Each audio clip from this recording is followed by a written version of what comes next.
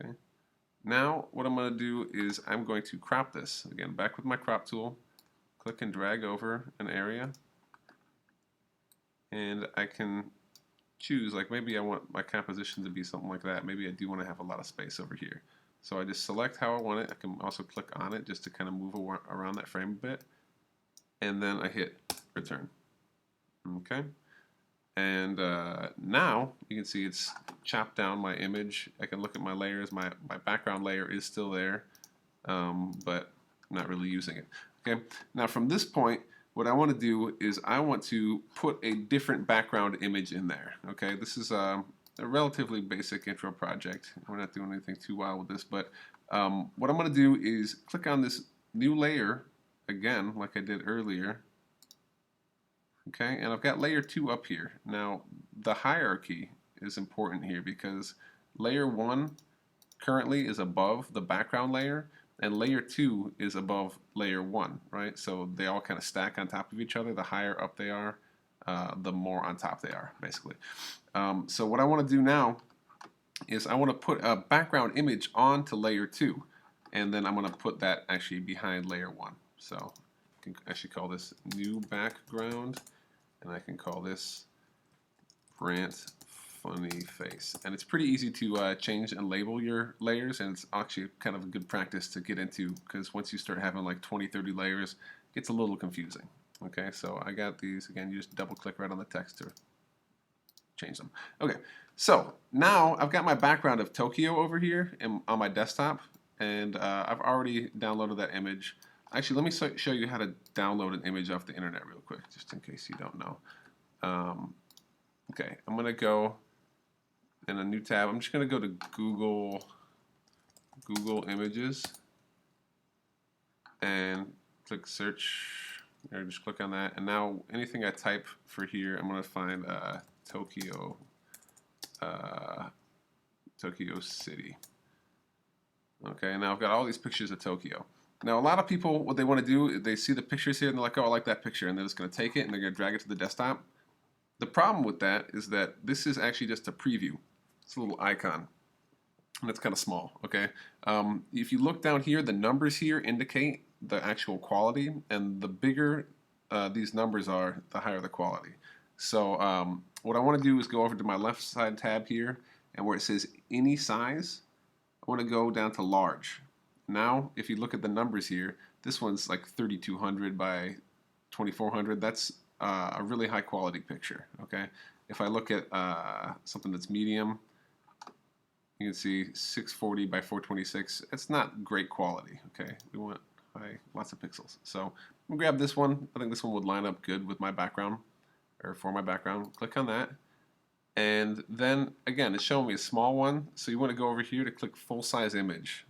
That'll actually give you the very high quality. Okay, we're getting blocked here, okay? Getting blocked by the school network software. Okay, this one's a little lower quality, but looks like it would line up pretty good.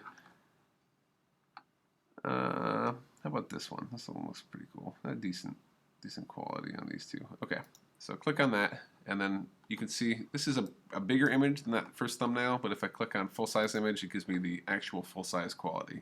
And now I just want to click on it, and I can just drag it to my desktop, and you can see it's just appeared over here on the desktop.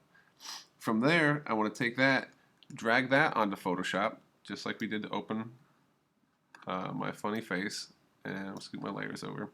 And from here, what I want to do is I want to go to select all, and that's going to select the entire image. You can see it's got that crawling line, ant line all around. And now I want to go to edit, copy, click on this other tab. This is just like a web browser with multiple tabs. Click on Brant Funny Face, select new background, select what was my layer 2, and go to edit, paste, and you can see I've got my image in here. Now it's behind Brant right now. I can move the background up again. This is how the layers work, right? But what I want to do now is I want to make this so it actually fills up the background. And the way I'm going to do that is with transformation. Okay, so I'm just going to line this up. I'm going to set it over in the corner here so that this corner lines up with the corner of my canvas.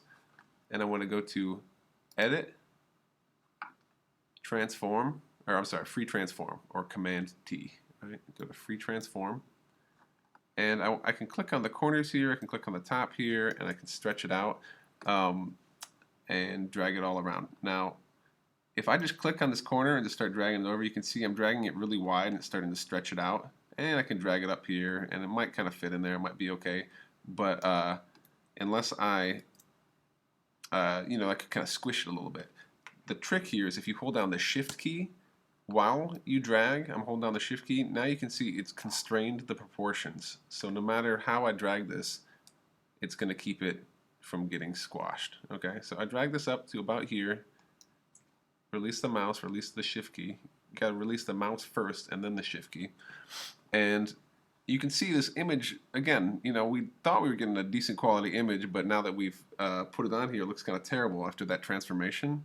Let me stretch it out. But if I hit return, you can see the quality actually doesn't look too bad. Okay, now I can still kind of shimmy that around because I made it a little bit bigger than my image, so it can give me a little bit of room to maneuver. Get your picture lined in there, and then you're in pretty good shape. Okay,